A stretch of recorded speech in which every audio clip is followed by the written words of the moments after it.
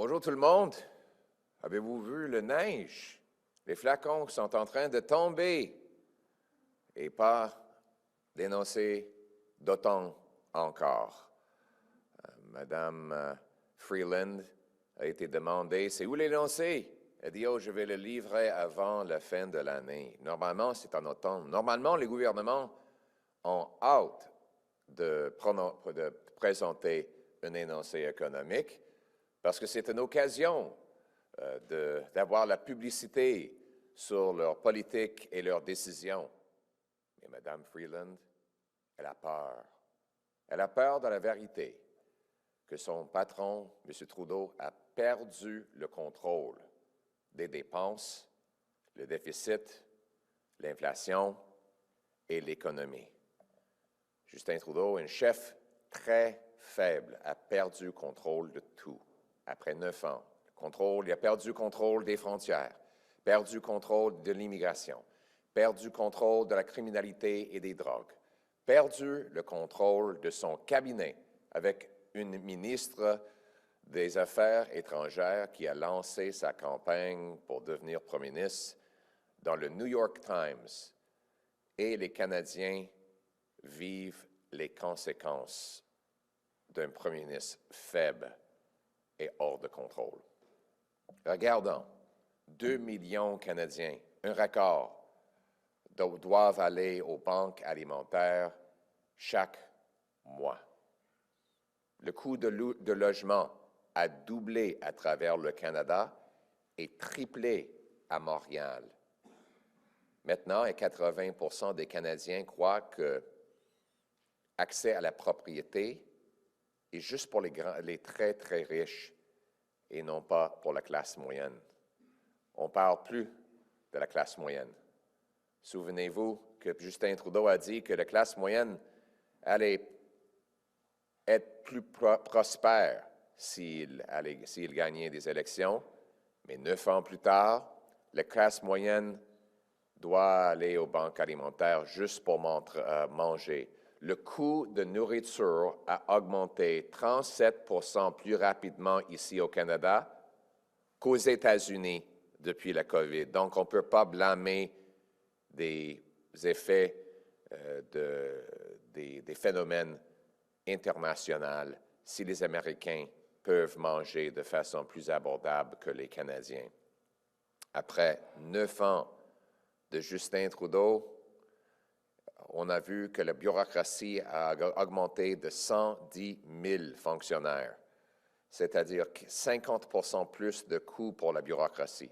Une augmentation de 100% dans le nombre de consultants qu'on engage. On parle de 21 milliards de dollars par année pour des consultants. C'est 1 400 $ pour chaque famille québécoise en impôts et taxes juste pour financer des consultants. Et pour faire quoi? Pour livrer la corruption.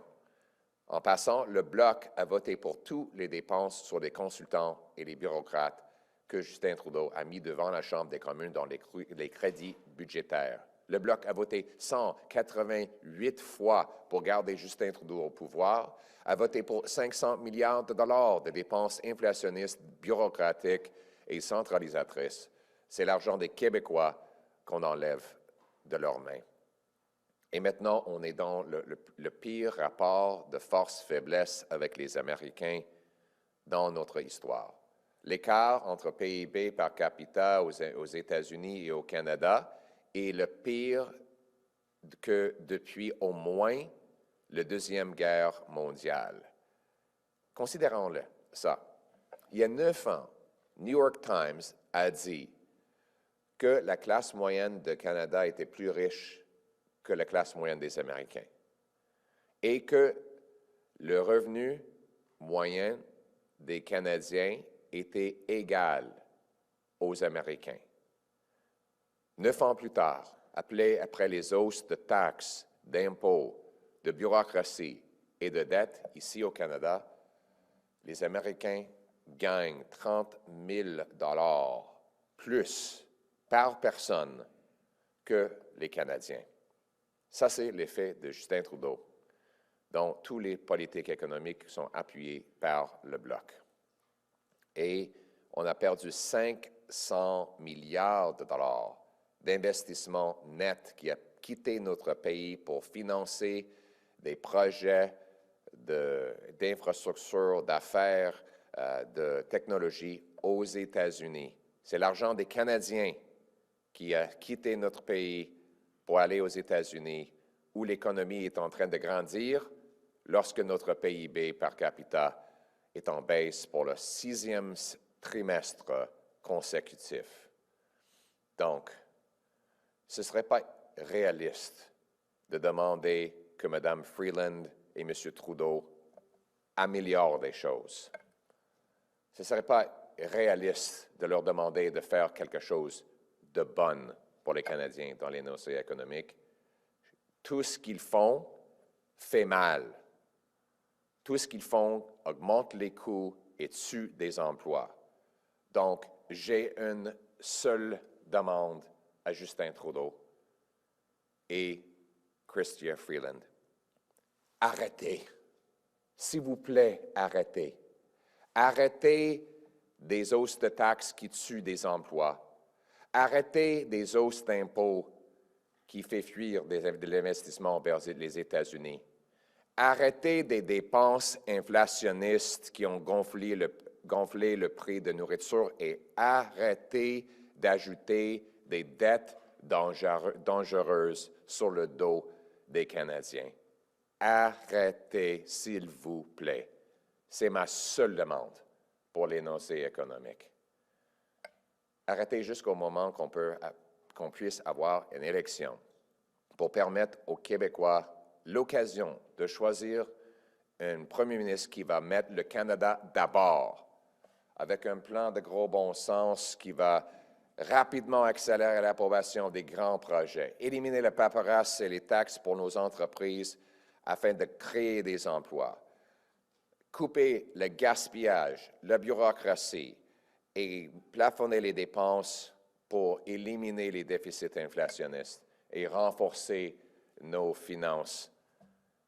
Un premier ministre qui est fort et qui est intelligent et qui est capable de défendre notre pays et mettre les Canadiens d'abord. Un premier ministre qui va couper les taxes et impôts pour récompenser le travail et rendre la vie abordable, qui va réparer le budget avec une discipline financière, qui va éliminer les taxes sur les nouvelles maisons, enlevant le TPS pour vous sauver juste à 50 000 $ et qui va stopper les crimes avec des peines plus sévères, une frontière renforcée et en bannissant les drogues dures.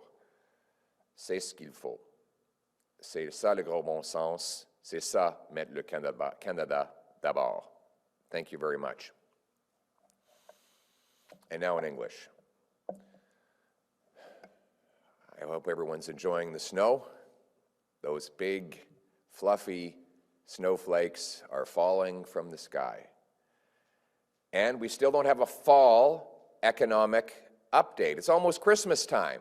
Chrystia Freeland told you that she would have one by the end of the year, after the Prime Minister's office had told you that one was coming early next week. I actually made an offer to the Prime Minister and Ms. Freeland that I would give up some of Conservative opposition motion time on Monday, tomorrow, to let them introduce their fall update, an unprecedented act of nonpartisan generosity.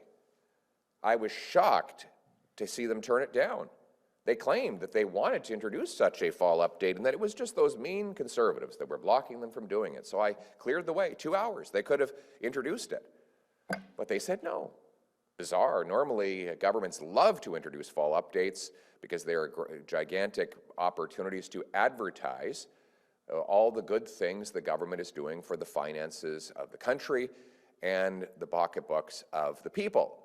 Well, that is, if you're not doing any good things, then you probably don't want anybody to know about it. And that is, in fact, the case of this government.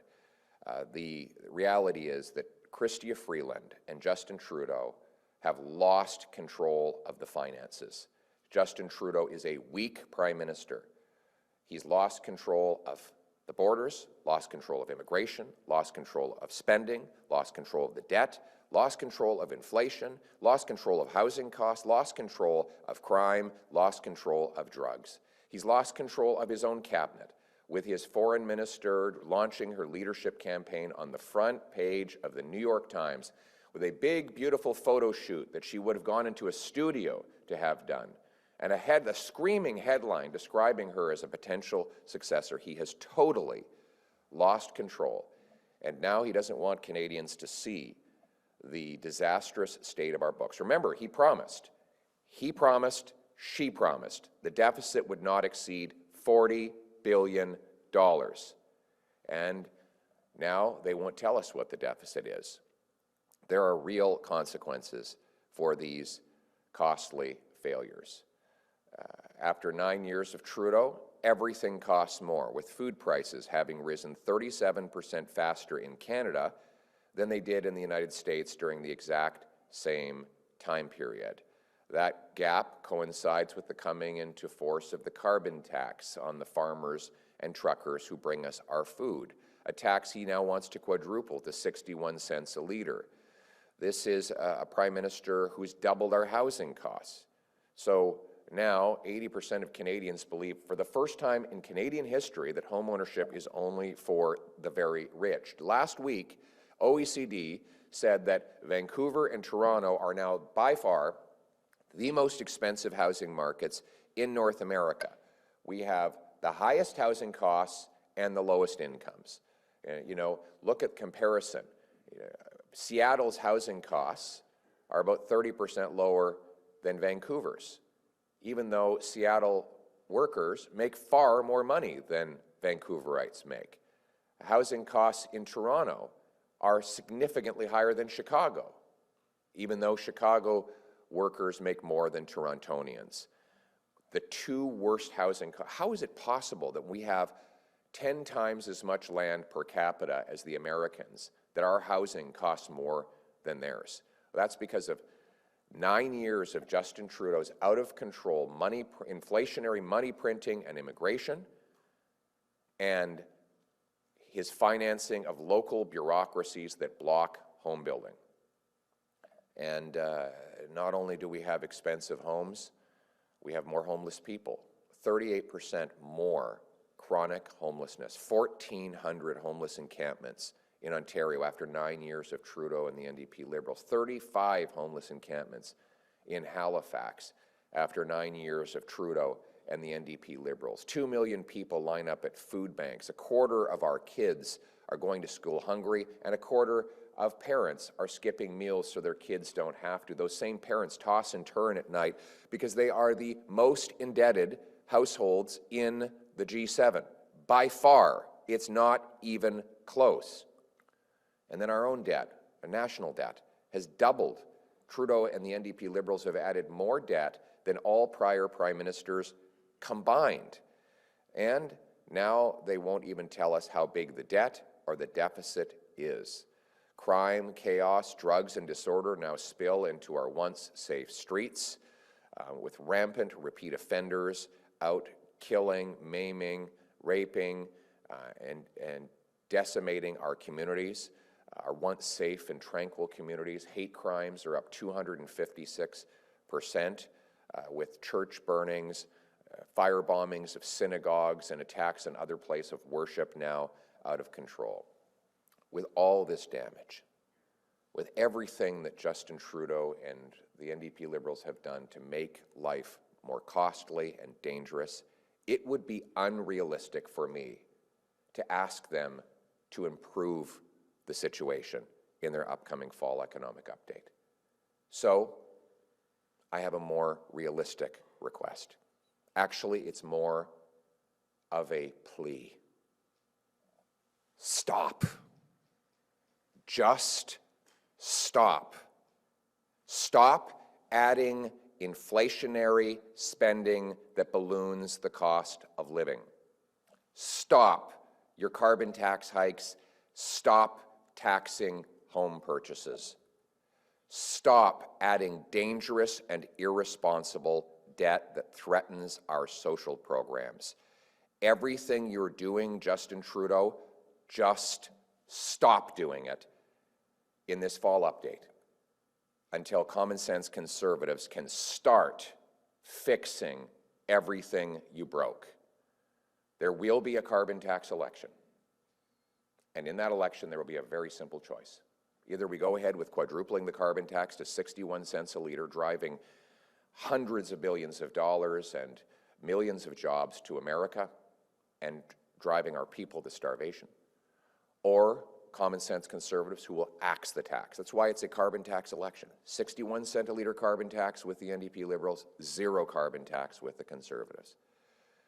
The choice again, an NDP Liberal government who will tax your food, punish your work, double your housing cost, and unleash crime in your community, or common sense Conservatives who will axe the tax, build the homes, fix the budget, and stop the crime.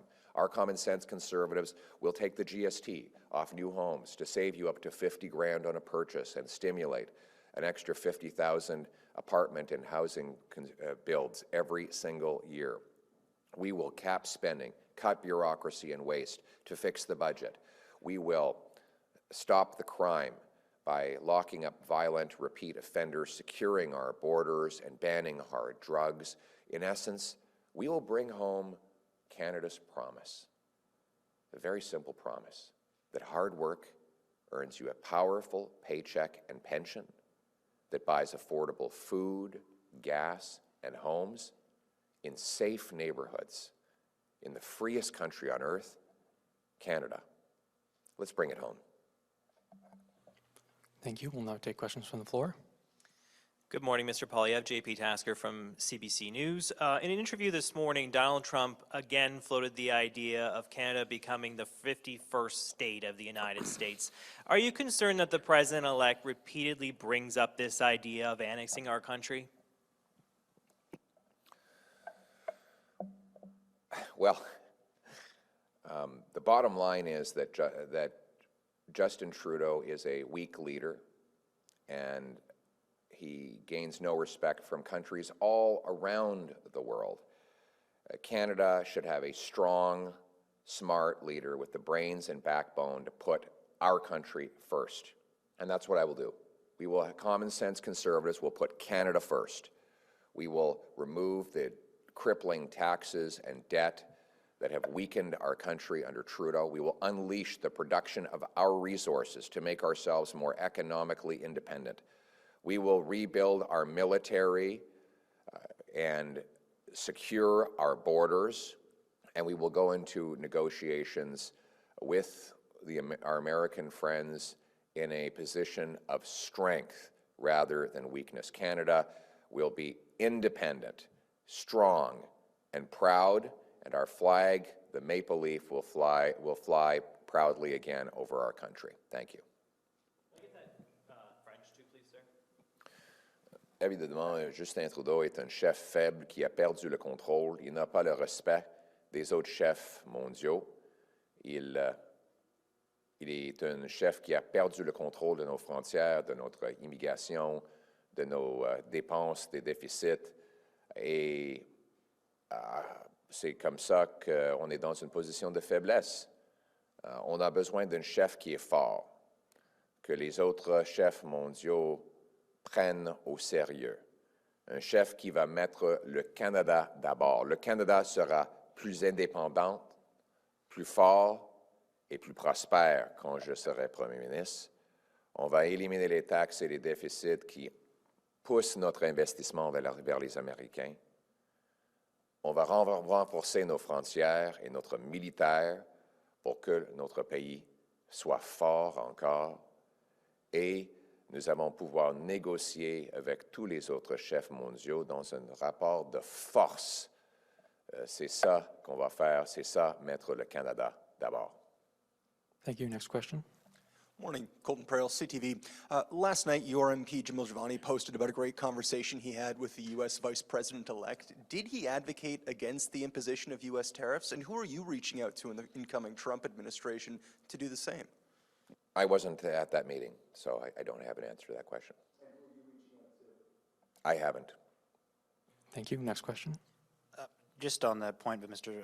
Mackenzie here from Global News, just on the point about Mr. Giovanni's meeting with J.D. Vance, you didn't instruct him at all to bring up the idea of that 25% tariffs are bad. You'd said previously that you'd tell any American that you or conservatives would speak with that they would be a bad idea. Every single conservative would tell every single American that a tariff on Canada is a bad idea. We need to put Canada first, and that's what we will do. We will fight these tariffs from a position of strength. We will unleash the production of our resources. We will cut taxes on our workers, our businesses, to bring home more production to this country. We will stand shoulder to shoulder with the men and women in uniform by rebuilding our forces, and we will reinforce our border, all of which will put Canada in a position of strength and reverse the weakness that Justin Trudeau has brought to our country after 9 years of weak leadership. So every conservative tells every American that tariffs on our country are a bad idea, and when I'm Prime Minister, we will have a strong Canada First policy in order to fight those tariffs and to fight for Canadians. Thank you. This will be the final question. Jim Broadskill, the Canadian Press. Good morning. Do you have any thoughts on the fall of the Assad regime in Syria and anything that Canada could or should do to help restore stability to the region? Well, first of all, Assad was a puppet for the tyrants of Tehran. He has carried out genocides against the Sunni people in his own country. And now he appears to have been toppled. We don't know who will replace him, but I don't think we should get involved in that mess. It's not our fight. We should stand with our allies, including Israel, against the terrorists, and we should focus on protecting our own country. Because after 9 years of Trudeau, we've never been so vulnerable and so at risk. He lost control of our borders, lost control of our spending, lost control of our security, lost control of crime. He's allowed terrorists to come into our country even after they've been videotaped mutilating human beings in other parts of the country and other parts of the world. And what we need now is a strong leader who will put Canada first. My only concern is Canada. We need, for a change, a Prime Minister who will put this country and its people first, and that's what I will do. Thank you.